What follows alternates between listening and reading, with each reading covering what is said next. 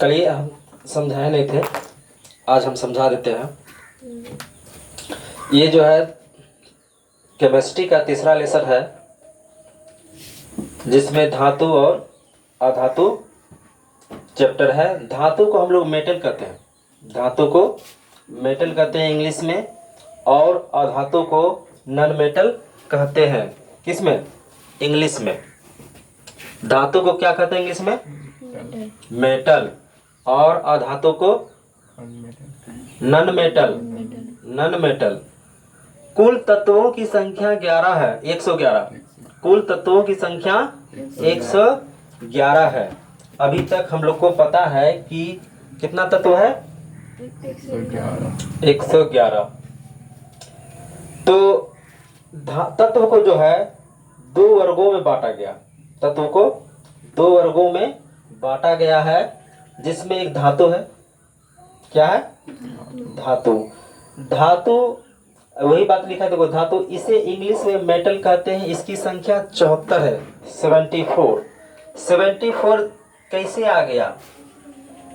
इसमें बोला था कि 100 का दो तिहाई, 111 का 2/3 जो है धातु है।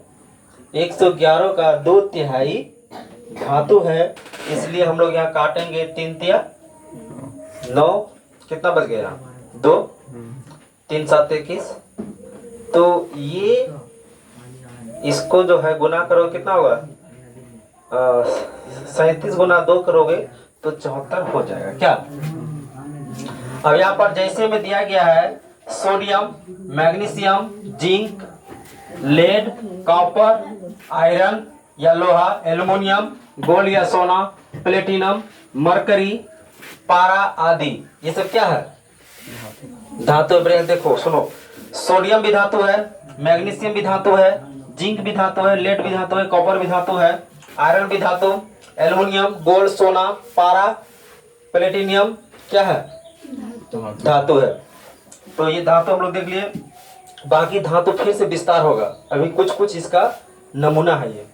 और धातु, इसे इंग्लिश में नॉन मेटल कहते हैं। इसकी संख्या 37 रहेगा। क्या रहेगा? 37 कैसे होगा? यहीं पर देखो, 111 का ये 2/3 क्या है? 2/3 क्या है? धातु है। तो 3 में से 2 घटा लो, 3 में से 2 घटा लो, कितना होगा?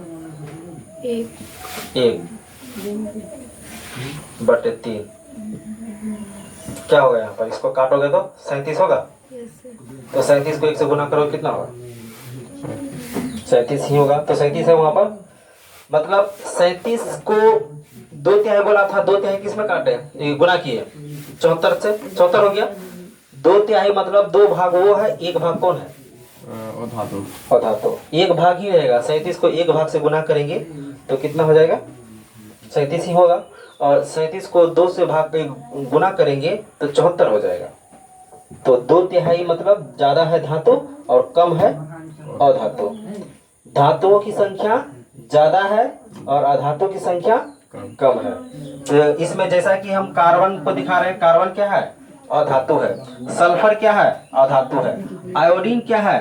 अधातु है। क्लोरीन, ऑक्सीजन, हाइड्रोजन, नाइट्रोजन आदि, ये सब देखो इसके तरह नहीं है। हाइड्रोजन क्या है? गैस है। ऑक्सीजन क्या है? गैस है। ये सब ज्यादातर जो है ना, तुमको मतलब पकड़ने वाला सामान कम लगेगा, पकड़ोगे भी तो उसका आइटम कुछ अलग है। आयोडीन को देखो, आयोडीन नमक है, वो 25 ये क्या हो जाता है, थोड़ा सा गल भी सकता है वो, है ना। तो ये सब कुछ ना कुछ ऐसा है। एक क्लोरीन, क्लोरीन का जो होता है वो टेबलेट के तरफ होता है। पानी उनी में दोगे तो क्या हो जाएगा? कपड़ा उपड़ा जो नया घर में रहता है तो उसमें देखना है तो कुछ गोटी टाइप का देता है ताकि महक रहे, वो सुगंध आता है कपड़ों में। तो जैसा कि carbon, sulphur, iodine, chlorine, oxygen, hydrogen, nitrogen, ये सब क्या हुआ?